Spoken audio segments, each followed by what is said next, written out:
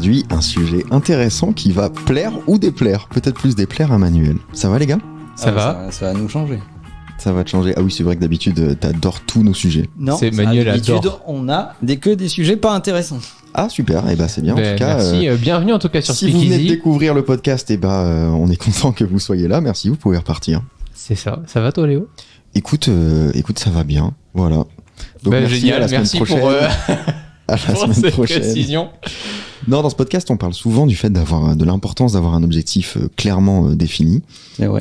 Manuel cite 3 fois par podcast il n'est de vent favorable pour qui ne connaît pas son port. Alors, c'est pas vrai que je cite pas du tout ça. Pas du tout. Non, mais ça t'est arrivé plusieurs fois parce que je sais que c'est un truc que t'aimes bien. Oui, c'est le fait vrai. d'avoir un objectif très précis, très clair, très défini. Oui. À chaque entreprise que t'as monté, toi, t'avais un objectif, une punchline, un truc qui te drivait. Oui, toujours. Toujours. Ça va vraiment être intéressant ce podcast. On va faire un podcast où Manuel ne répond que par oui ou par non. Toujours. Oui. Toujours. Par exemple, objectif très clair. ta vision actuelle, c'est quoi ? Mais Venez, on joue à ni oui ni non. je finis ma phrase. Ouais. Vas-y, commence à jouer tout seul. Ouais, Romain, on te rejoint. C'est quoi jouer à cache-cache ? Mais ce qui déstabilise beaucoup mes partenaires ou mes équipes, c'est que je n'ai aucune difficulté à changer d'objectif très souvent. Ah, ça c'est intéressant. C'est vrai. N'est-ce pas, Romain ? J'ai déjà entendu avec des tout nouveaux collaborateurs me dire d'une semaine à l'autre. Oui, maintenant on fait comme ça, mais la semaine dernière on faisait autrement. Bah oui, mais parce que ça marche toujours pas, donc faut changer rapidement. Ce que tu m'as souvent entendu dire dans ce podcast, c'est que l'itération est un sujet très très important. Avoir une approche itérative, essayer de comprendre ce que tu es en train de faire, tester des trucs, apprendre de ce que tu testes et t'adapter. Je crois pas que tu puisses, au démarrage d'une boîte, définir un objectif et que cet objectif ne change pas sur les 10 prochaines années. Ouais. Ne serait-ce que parce que l'époque dans laquelle tu vis change, les technologies qui t'environnent changent. T'es bien placé pour en parler. Il y a pas longtemps, tu as parlé de l'arrivée de l'IA dans notre quotidien et Absolument. etc. Donc ton environnement change. Donc si tu ne fais pas évoluer ton objectif avec ton environnement, t'as un bug en fait, t'as un problème. Donc la réalité, c'est que un objectif clair, ça aide à réunir une équipe autour d'une vision, mais ça veut pas dire qu'il faut pas le changer à travers le temps. Romain, j'ai l'impression que t'as un objectif clair mais qui change toutes les heures. Non, moi à l'inverse, je pense que je suis meilleur pour suivre des objectifs que pour me les fixer. Parce qu'autant à un moment je vais me dire vas-y, ça serait trop bien qu'on fasse ça, et je me rends pas du tout compte sur le moment que c'est un truc de fou et que ça fait partie d'un gros objectif dans l'année. Parfois ça part juste d'une idée un peu débile, et à d'autres moments je vois pas vraiment l'objectif, mais j'y vais parce que le chemin me plaît. Je me dis non, mais en attendant, ce qu'on fait là maintenant, ça me plaît. Est-ce qu'on va aller quelque part ? Est-ce que y a un truc de temps en temps, quand on a vraiment des sujets de merde, que Manuel me dit et ça me tue. On gagne pas beaucoup d'argent, mais on s'amuse bien. Je pense que ça doit faire partie à certains moments des phases dans un projet. On fait pas ça pour de la thune, on fait pas ça pour de la réussite, pour de la gloire. Fais juste ça parce que tu kiffes. Et puis il se trouve que si on est plusieurs à créer de la valeur au même endroit, peut-être que ça pourra donner un résultat. Si tu gagnes pas d'argent, essaye quand même d'apprendre un truc, parce que sinon t'es quand même perdant bien sur sûr, tous les plans. Bien sûr. Donc t'es plus dans le chemin que dans la destination. Ouais. Ok. C'est un mec de promenade, Romain. Ouais, c'est vrai. On m'a souvent posé la question par rapport au nombre d'abonnés YouTube. C'est vrai que j'avais dit au tout début à ma famille et tout ça, 1 million d'abonnés, ça serait un truc de fou et tout. Ouais, mais c'est pas du tout pour ça que je l'ai fait, quoi. Tu vois, Non, c'était le bon exemple. Tu fixes ce genre d'objectif parce que c'est chiffrable. Ouais. Ton niveau de kiff, il est pas trop chiffrable. Et puis je suis très chiffre quand même. Donc pour moi, tout est de la gamification autour des chiffres et des nombres. Pas du tout, jamais. Si peu. Et moi, je crois que ma ligne directrice, elle a Et toi, Léo ? pas trop. Ouais, merci. Elle a pas trop évolué, je crois, depuis le début. Alors, je parle pas du tout début, quand je faisais ça dans ma chambre de collégien, mais depuis que je fais ce métier, j'ai l'impression que c'est toujours juste rendre les sujets de l'innovation technologique mainstream pour que les gens les comprennent et s'y intéressent enfin. Et c'est toujours ce que je fais aujourd'hui, donc pour le coup, je serai à la fois en accord et en même temps, j'applique pas trop les principes que je vais vous raconter aujourd'hui. Ça, c'est bien. Moi, ce qui me fascine chez toi, Léo, c'est que tu as encore l'espoir que les gens deviennent moins cons. J'essaie de faire en sorte que ce soit le cas, oui. Alors, c'est deux choses différentes. Tu œuvres pour qu'ils le soient moins, mais tu as encore l'espoir qu'ils le soient moins. Moi, j'œuvre aussi à ma petite échelle pour qu'ils le soient moins, mais j'ai pas du tout l'espoir d'y arriver. J'ai bien compris que ça serait pas le cas. Mais c'est un peu ce qu'on fait avec Quand ce je podcast. regarde les audiences de C8, je me rends compte qu'on va pas gagner. Ouais, c'est vrai. Mais c'est juste une France qui est divisée en deux, Manuel. Bah écoute, je sais pas, je dois pas rencontrer la bonne moitié. Je sais pas, c'est comme disait David Ogilvy, vous dépensez $1 dans la publicité. Sur ces $1, il y a 50 cents qui ne servent à rien, mais on sait pas lesquels. C'est trop bien. C'est vrai. C'est bien. Et bah là, c'est pareil. C'est bien. On nous posait souvent la question quand on a démarré avec Léo, oui, mais tu te vois où dans 10 ans? Oh là là, déjà demain, après dans 10 ans on verra. Bah oui, mais du coup, toi t'as aucune idée de qui tu veux être ou ce que tu construis aujourd'hui, pour quel résultat du coup dans 10 ans? Bah c'est ce que je t'ai dit. T'as compris la question? Oui, j'ai compris. Ah. Parce que je parle le romain couramment. Ok. Parce que là, j'ai essayé de décoder, mais Non, j'ai compris. Vas-y. Bah c'est ce que je te dis en fait. C'est je sais pas dans 10 ans, mais demain je vais être meilleur qu'aujourd'hui. Toi, Manuel, tu sais répondre à la question de là où tu veux être dans 10 ans? C'est quoi ton objectif dans 10 ans? Bon, le moins mort possible. D'accord. C'est Ouais. ton objectif. Ça, C'est très clair au moins. C'est plus ambitieux que de rendre les gens moins cons. Hein. Ah bah ça, c'est sûr. Ok. Du coup, t'as noté des points, Léo. Et toi, Romain, dans 10 ans? On verra avec qui. C'est la première question à laquelle je dois répondre. C'est en fonction de avec qui je saurai là où je suis. Bah probablement Manuel. Ouf, c'est pas sûr, hein. Pas sûr tous les jours. Non, hein. pardon, le cadavre de Manuel. Moi, j'en joue maintenant parce que comme vous faites croire à tout le monde que j'ai 80 ans et que je vais mourir après-demain, Non, 70. voilà. Même ma mère m'appelle pour me demander si je suis vraiment si vieux que ça et que... Ah non, ça va. Ouais. Non, ça va. Donc Donc, j'étais à côté de moi, t'es en pleine forme. Hein. T'as quel âge? 20, 25? Ouais. Hors taxe. Bienvenue au club. J'aime bien. Donc j'ai 10 points pour expliquer D'accord. pourquoi, un peu contre-intuitivement, ne pas avoir d'objectif clair peut sauver votre entreprise, voire même vous sauver la vie, puisque la vie est une grande entreprise. Est-ce que vous le saviez, messieurs? Ah merde. Ah oui, putain, non, faut pas dire ça, Romain. Faut surtout pas le dire, ça. Bon, remarque, tu mets déjà des calls à ta daronne sur Google Agenda, donc bon, C'est vrai. finalement, t'as compris le principe. Premier point, encourager l'exploration. L'exploration libre ouvre la porte à une diversité de perspectives et de possibilités, nourrissant ainsi l'innovation. En restant ouvert et curieux, un entrepreneur peut découvrir des idées et des solutions inattendues. Ne pas s'enfermer dans son sujet ou que dans son domaine d'expertise. Bah, le problème d'avoir un objectif très clair, c'est que tu peux effectivement... Est-ce que tu peux dire le problème avec? Le problème avec le fait d'avoir un objectif trop Merci. clair, c'est que tu peux t'enfermer là-dedans et ne pas du tout regarder ce qu'il y a autour. 500 000 vues. Bravo. Donc ça encourage l'exploration. Je suis d'accord. C'est tout? Pour autant, on entend plein d'entrepreneurs nous dire laissez rien vous barrer la route, vous fixez votre objectif, vous mettez des œillères et puis vous faites que votre truc, vous tracez, tout ce qui se passe à côté, vous le regardez pas. Ouais, ça va vraiment à En fait, l'encontre. ce truc m'emmerde. Parce que, en fait, tout le monde a raison. C'est-à-dire que si tu ne changes jamais d'objectif, t'es complètement con, ça s'appelle être entêté. Ouais. Et si tu changes d'objectif en permanence, ça s'appelle être frivole. Donc ça marche pas. C'est une question de juste milieu. Et donc il faut trouver le juste milieu. Et en fait, c'est ce que je disais tout à l'heure, alors je vais peut-être le dire plus clairement, c'est qu'il faut des cycles itératifs. Ouais. Tu définis un objectif, tu te donnes un certain nombre de sprints, de délais, 3, 4, 5, 6 sprints de 1 ou 2 semaines à chaque fois. À la fin de ce cycle-là, tu regardes les résultats. Si les résultats sont bons, tu continues. Si les résultats sont mauvais, tu changes. C'est quand même pas bien compliqué à comprendre. Je vais prendre mon exemple parce que j'adore parler de moi. Quand je commence à travailler sur une vidéo, Non mais c'était clair ce que j'ai dit ou c'était pas? absolument Ouais. clair. Je Parce vais que- continuer dans ton sens. C'est pas facile à faire, mais c'était clair. Quand je commence une vidéo, j'élargis le champ des possibles au maximum. C'est-à-dire que mon objectif, c'est de trouver un titre à ma vidéo. Et pour trouver un titre, il faut que je trouve un sujet.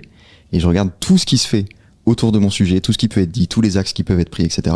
pour élargir un maximum ma vision. Et une fois que j'ai toutes ces données-là, je peux rétrécir avec un entonnoir les données que je veux traiter. Et à la fin, j'ai un sujet qui est extrêmement précis et qui va traiter que 1% de la globalité du sujet. Moi je t'ai pas souvent vu rétrécir. Mais pour faire ça, il faut qu'à chaque nouveau sujet, à chaque nouvelle vidéo, je recommence à amasser toutes les données qui sont à ma disponibilité. Le problème, c'est que si je me concentrais que sur un truc et que sur chaque vidéo, j'étais que sur cette petite partie de chaque sujet, bah j'évoluerai jamais. Ok. Donc faut adopter ce même principe dans ton modèle. En fait, ces cycles-là sont très très importants. C'est-à-dire que tu as le droit, ce que tu disais tout à l'heure Romain, quand tu as beaucoup de modèles d'entrepreneurs qui te disent te laisse pas distraire, reste focus, etc., etc. Le corollaire de ça, c'est qu'ils ne disent pas, c'est tout ça est juste pendant une capsule de temps. Après, au contraire, il faut regarder ce que tout ce focus a produit comme résultat pour décider si tu dois continuer ou t'adapter. En fait, c'est le même principe que la divergence et la convergence. Dans les brainstorming, on utilise cette méthodologie. On dit, dans un brainstorming, rien n'est interdit. Même si tu as une mauvaise idée, donne-la, écris-la sur le tableau, donne-la aux autres, etc. Parce qu'en fait, c'est rebondir sur les mauvaises idées, les trucs qui n'ont rien à voir, etc., qui va finir par t'aider à arriver à la bonne idée. Alors que si tu la retiens, ton cerveau s'encombre de tous les trucs retenus et ne finit par ne jamais trouver de bonne idée. Mais là, c'est pareil. En fait, il faut, à un moment, que tu ouvres la focale de ton champ des possibles. Donc ça, c'est le principe de la divergence. T'écoutes tout le panorama possible. Ça, c'est Léo quand il se transforme en web archive, là. Au milieu de tout ça, tu choisis un truc. Et là, donc tu passes de la divergence à la convergence et tu te concentres que là-dessus. Et tu aiguises ton truc que là-dessus. À la fin, bah toi, dans ton exemple, tu mets en ligne. Tu vois si ça a plu. Et je sais que c'est la fin du cycle. Et tu sais que c'est la fin du cycle. Et si ça a plu, que les commentaires sont bons, que les vues sont bonnes, etc., bah en fait, c'est une indication.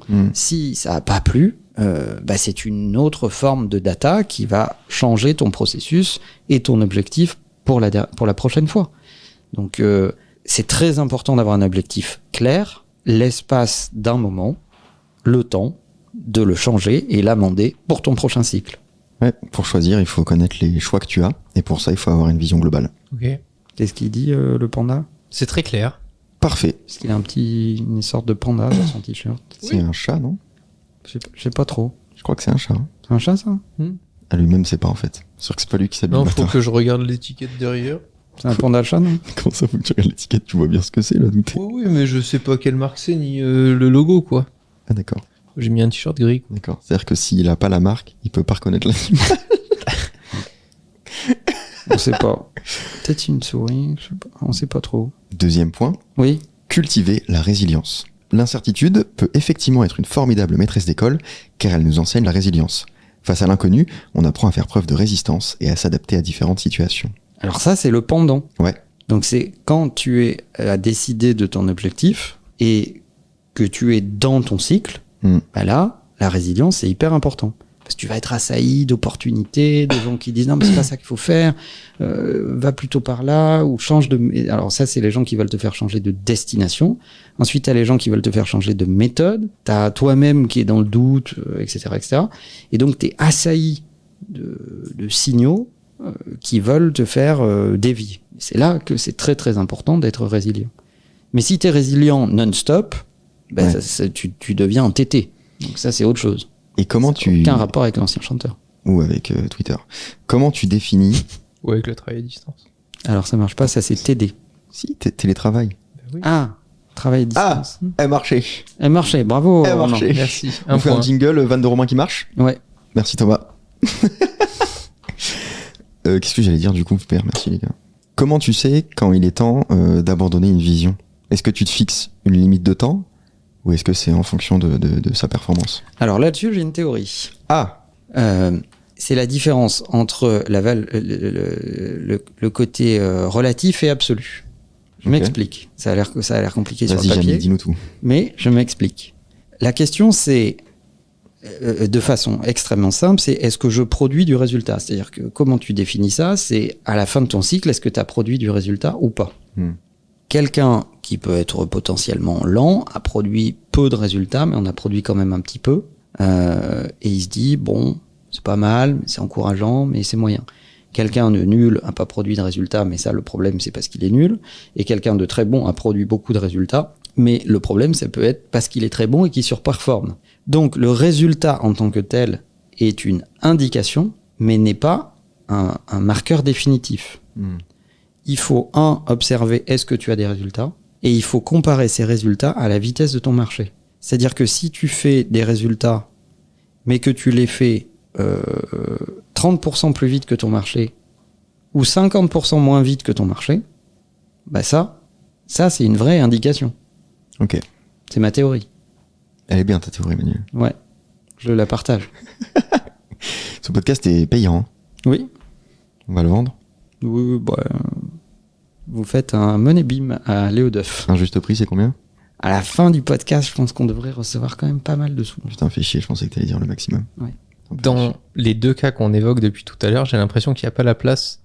Alors attends, j'ai pas dit. Vas-y. Parce qu'il y a une question que tu devrais me poser, c'est comment on définit du coup la vitesse du marché? Ah, Manuel? Oui. Je me posais la question quand tu parlais là. Comment on définit la vitesse du marché?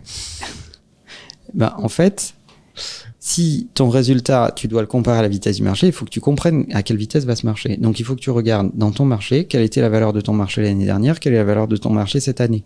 Et que tu regardes ça sur plusieurs années. Ça va définir la vitesse de croissance de ton marché. Tu peux être dans un marché stagnant, un marché qui régresse ou un marché qui progresse. Ta propre vitesse. Donc c'est là la différence entre le relatif et la valeur absolue.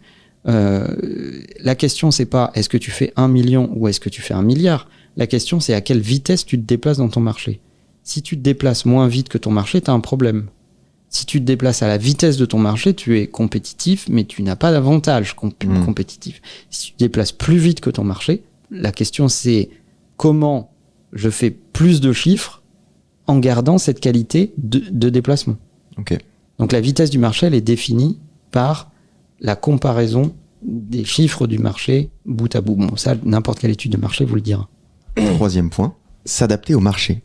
Le marché est une entité dynamique, toujours en mouvement. Plutôt que de viser une cible fixe, l'agilité d'un entrepreneur se trouve dans sa capacité à naviguer les changements incessants du marché. Voilà. C'est ce que je viens de dire. Hein, donc, Oui, pardon, c'est quand même pas de ma faute si tu spoil mes points. J'en sais rien, je les connais pas à l'avance. Mais tu m'emmerdes. Ça, c'est plutôt souhaitable. Recommence tout ce que tu as dit. Recommence tout ce que tu as dit alors. Non. On est d'accord. Bon, on passe au quatrième point alors. Voilà. On peut passer au quatrième point.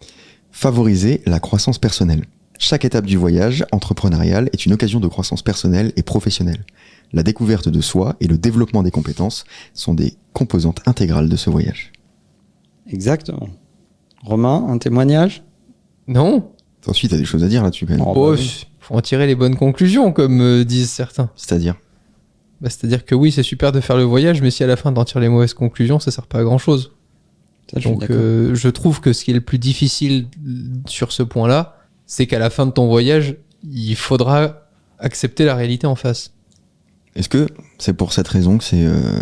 une des raisons pour lesquelles c'est important d'avoir un mentor? Parce que c'est difficile de faire ce travail seul. Oui et non, c'est casse-couille un mentor quand même. Hein. Oui. Surtout si tu le choisis mal. Ouais, c'est clair. Moi, je ne me sens pas du tout concerné. Non, mais c'est vrai que c'est difficile. Je prends l'exemple de quand je bossais au début tout seul. Mm-hmm. Chaque échec, je me racontais un peu la messe, quoi. Je me disais, ça va pas marcher parce que ça, machin, puis tu passes vite au suivant. Du coup, t'apprends très peu. Tu fais plein de choses, mais même quand t'échoues au milieu, t'apprends très peu. Le fait d'être avec une équipe ou un mentor ou des associés, c'est chiant parce que quand t'échoues, tu vas donner les réponses de pourquoi tu penses avoir échoué, puis après, t'as la réalité qui te rattrape. Cette réalité te permet d'aller encore plus loin, je pense, et plus en profondeur de d'autres sujets avec tes équipes parce que ça peut nouer des liens. Mais de l'autre côté, ça te demande d'être plus fort et d'accepter que le travail, c'est violent. Voilà. C'est vrai. En fait, ce qui est violent dans ce que décrit Romain, c'est le niveau de clarté que l'entrepreneuriat te tend. Parce que l'entrepreneuriat, c'est une espèce de grand miroir. Ouais. Et ça te renvoie une image de toi-même avec en haute définition. Ouais. Mais vraiment en très très haute définition. Et tout ce que tu as toujours voulu un peu occulter en te racontant des histoires, en disant non, écoute, regarde, je suis pas grosse, je suis juste un petit peu enrobée, regarde sous cet angle-là, ça passe bien avec la lumière par le haut et l'objectif par là, tu vois. Il y a des tonnes de top modèles sur Instagram. On voit très bien. Ça marche pas. Ça marche pas du tout. Tu fais face à la réalité. Et c'est implacable. Et des fois, ça dit des trucs que t'as pas vraiment envie de regarder. Mais c'est là où tu dois te révéler. En fait, tu te dis, là-dessus, je suis pas bon, et là-dessus, je suis bon. Et donc, je vais me concentrer sur ce sur quoi je suis bon. Mais c'est la différence. En fait, du coup, ça induit une espèce de lucidité sur toi et l'image de toi. Ça, c'est intéressant parce que du coup, ta vision, ton objectif peut être clair et ça peut être le bon, mais t'es peut-être pas la bonne personne pour le réaliser. Exactement. C'est pour ça qu'il y a des tonnes de fondateurs de boîtes qui ne sont pas les CEO de leur boîte. Ok. Je vais donner un exemple. Google. Ouais. Google, pendant des années, tu as 2 fondateurs chez Google, le CEO de la boîte. Bon, ils ont été CEO pendant un moment parce que sur les débuts, tu peux l'être un peu, etc. Puis après, ils ont nommé Eric Schmidt, qui a été le CEO de Google pendant longtemps. À un moment où Google, d'ailleurs, siégeait au board d'Apple et qu'il y avait des bonnes relations entre les 2 boîtes, jusqu'à ce que Eric Schmidt décide de profiter de sa position au board pour voler tout ce qu'il pouvait voler autour de iOS et de la conception de l'iPhone et de faire fabriquer Android en loose day, ce petit salaud. C'est pour ça que de toute façon, ils sont Android, étant issus d'un vol, ils sont impardonnables. Mais ça n'est que mon avis. Mais aujourd'hui, Google est dirigé par un mec qui n'a pas fondé Google. Les 2 fondateurs, ils sont là. Ils sont pas morts. Ils continuent à avoir des positions dans la boîte, à nourrir la boîte, à utiliser ces positions pour faire réfléchir la boîte à certains sujets, etc. Mais ils ne la dirigent pas d'un point de vue opérationnel. Parce que tu peux être un bon visionnaire, avoir la bonne idée au bon moment, mais gérer, c'est autre chose. Ouais, c'est un autre métier. Michel-Édouard Leclerc, c'est pas lui qui est à la caisse. Et c'est pas lui qui fout les salades en rayon. C'est vrai. Bon, il est quand même le CEO du groupement. Ouais, j'allais dire, il a quand même une place. Mais il s'appuie, c'est un très bon exemple, sur des gens qui dirigent des magasins. Mais c'est dur de laisser cette place dans ton propre projet quand t'as le pouvoir de la prendre. Ça demande de mettre un peu ton ego de côté. Ouais. Disons, bah voilà, la vision c'est la mienne, voilà, j'ai impulsé ce truc et puis il y a un mec qui va bien la comprendre et la développer. Mais du coup, tu peux te concentrer sur ta vision. Et tu peux te concentrer sur ta vision et puis surtout, il y a je crois qu'on avait déjà parlé de ça dans un autre épisode, mais il y a des CEO qui sont faits pour des tailles de boîtes. T'as des CEO qui sont faits pour bootstrapper des boîtes, donc de 0 à quelques millions. Puis t'as des CEO de 5 à 20 millions. Et puis t'as des CEO de 20 à 100 millions, et etc., etc. Zuckerberg, par exemple, peut-être qu'il a été dépassé un peu.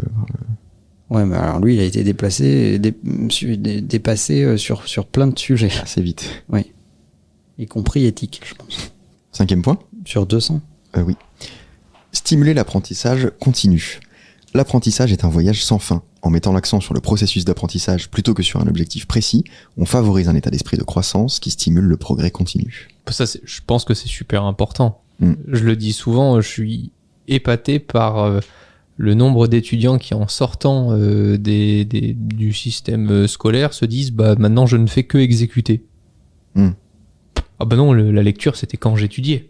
Je ne lis plus. Ah bah non, je vais pas apprendre un nouveau sujet. Maintenant, je vais m'atteler à faire ce truc-là. Je trouve ça dommage parce que, enfin, moi, c'est par exemple dans ces moments-là où je suis le plus fier de faire ce que je fais. Si je me dis, cool, mon métier me permet de continuer d'apprendre, de regarder, etc. Alors ouais, je me plante, je fais des trucs horribles, machin, ça marche pas. Bah là, je me suis... Mais c'est là-dedans que je m'éclate le plus. C'est pas quand j'envoie un mail et que ça fait la 3000e fois que j'envoie ce mail et que je sais que de toute façon il est parfait. Je le sais, je l'envoie, ça fait 3000 fois que je le fais, donc je sais qu'il sera parfait. Si c'est pour faire ça, ça me fait chier. C'est moins galvanisant. Donc voilà. Moi, je comprends vraiment ce point-là pour le coup. Je pense que c'est important de le garder. Et même au milieu d'une journée. Je pense que la grande erreur, c'est que tu te dis, bah non, aujourd'hui je travaille. Dans mon travail, il n'y a pas d'apprentissage. J'apprendrai peut-être autre chose, ou je continuerai de lire ce soir, ou je ferai ça ce week-end. Non, tu peux prendre 30 minutes en plein dans ta journée pour faire un truc complètement différent. Mais ça, je trouve que ça te stimule, ça peut... Et souvent, ça semble être une perte de temps, mais c'est vraiment pas le cas. Ouais. Faut juste se consacrer un créneau et pas faire ça H24, quoi. Exactement. 6e point, éviter la stagnation. La créativité et l'innovation sont des processus dynamiques. En s'engageant dans un mouvement perpétuel, un entrepreneur peut éviter la stagnation et continuer à évoluer. On est un peu sur le même point, en fait. Ouais. Bah ça, tu le vois même dans plein de boîtes. Une fois qu'il y a un truc qui marche, elle le délègue. Ça continue de rapporter du blé et de faire tourner la boîte. Et ensuite, ils développent d'autres produits, d'autres choses. Tiens, Manuel, t'as eu l'impression parfois de stagner dans ta carrière, à titre personnel? Souvent quand je suis avec vous. Ok, d'accord. Ah, là, tu régresses, c'est pas la même chose. Ouais. Je suis pas d'accord. Je l'ai pas dit avec toi, Romain. Tu l'as cherché. Tu l'as cherché et tu le mérites. Oui, bien sûr. Mais en fait, ce que je voulais dire sur ce sujet, c'est que souvent dans des boîtes, on trouve un truc qui fonctionne, on le met dans une boîte, on le fait tourner, et on sait que ça, comme disait Romain, que ça va rapporter du fric ou que c'est un produit qui va fonctionner. Ouais. Mais on sait qu'à partir du moment où on ne met plus d'énergie pour le réformer, le faire évoluer, innover, etc. Ça a une fin. Alors il y a une date de fin. Mais c'est OK. On peut avoir des produits dont on programme à peu près la date de mort. Il faut avoir un deuxième plan, quoi. Et pendant ce temps, tu fais autre chose et tu mets au point un autre produit. C'est pas un sacrilège de faire ça. Sauf si tu fais des stylos Bic. Il y a des exceptions. Le produit a pas beaucoup évolué, mais ils l'ont quand même un peu fait évoluer. Mais ils injectent beaucoup d'énergie pour le mettre au goût du jour, faire des collabs, des éditions spéciales, etc., etc. Donc ils le marketent quand même. C'est vrai. Mais le produit change pas. Le produit change pas beaucoup. Mais le 4 couleurs, sincèrement, énorme innovation. Même les briquets, c'est un truc de fou. Les mecs, ils font que des trucs qui changent jamais, en fait. 4 couleurs mini. C'est fou. Ou l'industrie de la musique. C'est la même musique depuis 30 ans, mais parce que tu la places dans la bonne série, avec le bon acteur, dans la bonne séquence, la musique, elle reprend une vie de folie comme si elle venait de sortir. Sur TikTok. Ça, moi, ça m'a fasciné avec l'arrivée de TikTok, c'est puissant. C'est intéressant. La quantité d'artistes qui se sont fait découvrir parce qu'ils ont été des trends TikTok. Ouais. Moi, c'est pas encore tombé sur moi, mais j'ai garde espoir. Cherchez Léo Duff Prod. 7e point, encourager la collaboration. Non mais t'en as combien des points? 10, il a dit au début. Putain. La synergie et la collaboration sont essentielles au succès. Au lieu de viser un objectif individuel, la co-création ouvre la porte à des solutions qui sont plus grandes que la somme de leurs parties. Ça dépend avec qui, c'est ça, Manuel? Celui-là, je l'aime bien parce qu'un objectif clair, il est très souvent individuel. Pas toujours, sinon c'est que t'as un problème quand même. Enfin, si tu... Je trouve que plus tu mets de parties dans ton projet, moins l'objectif est simple. Ouais, mais du coup, il est challengé. Du coup, tu peux aller plus loin. Oui, mais c'est parce qu'il y a plusieurs parties qu'il est challengé, et donc il devient un peu plus complexe, un peu plus fourni, on va dire. Moi, je trouve pas. Je pense que tu as une vision déformée parce que tu travailles majoritairement. Tu fais un travail où tu travailles majoritairement tout seul. Oui, mais on est plein dans ma tête. Ça, c'est vrai. Mais comment il va, Jean-Philippe? Ah, tu leur as donné des noms, toi? Bah ouais. Ah merde, putain, faudrait que je le fasse. Et Sylvia, samedi, ça va t'aider à Par contre, vraiment, si je leur donne des prénoms, ce sera ni Jean-Philippe ni Sylvia. Et donc, je pense que le plus important pour une boîte, c'est d'avoir un objectif de boîte. Et cet objectif de boîte, tu le découpes et ça devient des objectifs d'équipe. Et ces objectifs d'équipe deviennent des objectifs individuels à l'intérieur de ces équipes. Il y a une méthodologie qui est très intéressante qui a été, je crois, inventée par Google à vérifier, mais il me semble bien, qui s'appelle les OKR. Objective Key Results. Et en fait, cette pratique, c'est quel est l'objectif de la boîte dans laquelle je le travaille cette année. L'objectif macro de la boîte, c'est ça. Du coup, quel est l'objectif du CEO pour servir cet objectif? L'objectif du CEO, c'est ça. Quels sont les facteurs clés de mesure de ces objectifs? Comment je vais mesurer ces objectifs? Donc ça, c'est le thermomètre. Et quels sont les résultats que j'attends? Ça, c'est la température. Et en fait, si tu fais ça pour toutes les entités de ta boîte, tu as l'objectif de la boîte, l'objectif du CEO, l'objectif du board, l'objectif des dirigeants, enfin des directeurs, l'objectif des équipes et l'objectif des employés. Ok. Et en fait, eux, ils ont poussé le modèle très loin, puisque n'importe quel employé peut ouvrir le spreadsheet du CEO pour savoir quels sont ses objectifs à lui. Okay. Et se dire, ah ben tiens, moi on me demande de faire ça, c'est pas con parce que ça s'imbrique comme ça pour que mon CEO puisse avancer dans ce sens-là. Et donc si vous n'avez jamais exploré ce sujet, vous tapez OKR dans Google, vous allez retrouver des tonnes de littérature là-dessus, même des templates de documents, et ça va vous permettre d'aligner les objectifs d'une boîte, les objectifs des gens, mais il faut être prêt à rendre tout ça très transparent. Ouais, hyper intéressant. Merci. Bah, je t'en prie, félicitations. 9e point, parce que je dégage le 8e, il me plaît pas. Ok. Cultiver la patience. La patience est une vertu, surtout en entrepreneuriat. En appréciant le voyage plutôt que la destination, un entrepreneur cultive la patience et la vision à long terme. Mais parle-en à Romain. Romain, je t'en parle. Ouais. Bah, 1 an, c'est bien, non? 1 an ou 2, enfin voilà. De quoi, 1 an ou 2? Bah, après, si t'es nul, tu switches, quoi, tu vois. Bah, la vision à long terme. La patience. Ah oui, la patience, c'est compliqué. Ouais. Ouais. Une fois, je vais raconter une anecdote. Une fois, j'ai fait un meeting avec Romain qui nous demandait de regarder une vidéo. Au bout de 2 minutes, il était allongé sur le canapé en soufflant et en disant ça nous intéresse pas. Voilà. J'ai fait ça, moi? Oui, au niveau de la patience, on Ça est m'étonne bon. pas. 120 secondes. Et nuance importante, c'était plus un projet pour toi que pour moi. Voilà, en termes de patience. Par contre, t'es beaucoup dans l'action. C'est vrai, je m'en souviens. Voilà. C'était horrible d'avoir fait ça. De t'avoir mis 2 minutes de vidéo. Non, que moi j'ai fait ça. Bah oui, mais t'étais pas dans l'action, ça t'a paru vraiment quel enfer. Hyper long. Ouais. Voilà. Donc cultiver la patience. Mais après, ça dépend aussi de ta personnalité. Hein. Je pense pas. Je pense que avec le temps, tu développes une forme de patience. Ok. 10e et dernier point. Il est parfois urgent de ne rien faire. Oui, ça c'est vrai.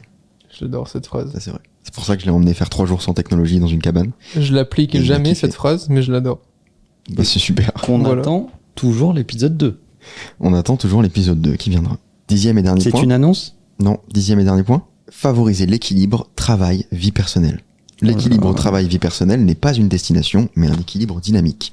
En reconnaissant qu'il n'y a pas de fin à atteindre, un entrepreneur peut se concentrer sur le maintien de cet équilibre dans le présent. Ça, c'est intéressant, le fait qu'il n'y ait pas de fin. Parce que du coup, t'as rien à speedrun. Et là, Romain, il fait semblant de bailler. Mais tu sais très bien que c'est important. Parce que tu le fais.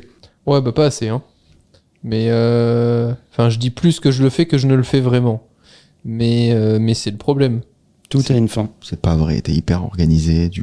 Sauf le samedi matin, je travaille. L'après-midi, je travaille pas. Le dimanche matin, je travaille. Oui, mais mon cerveau s'arrête pas. C'est ça le problème, oui, Léo, c'est que j'arrive pas à l'arrêter, quoi. Ou alors il est toujours à l'arrêt, on sait pas.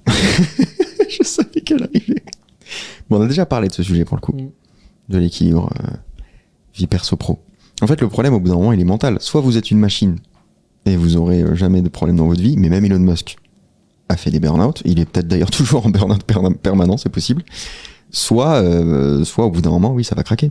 Ouais, on va pas retraiter de ce sujet qui est de l'équilibre entre le pro et le perso. On en a déjà parlé dans un autre épisode. Allez l'écouter. Il devait certainement être très intéressant, même si je me souviens absolument pas de ce qu'on y a dit. L'âge. Mais non, mais il est temps aussi de faire tomber le mythe. Vous m'exploitez à me faire enregistrer des centaines d'épisodes en permanence. Je n'en peux plus. C'est vrai. C'est vrai. Et donc,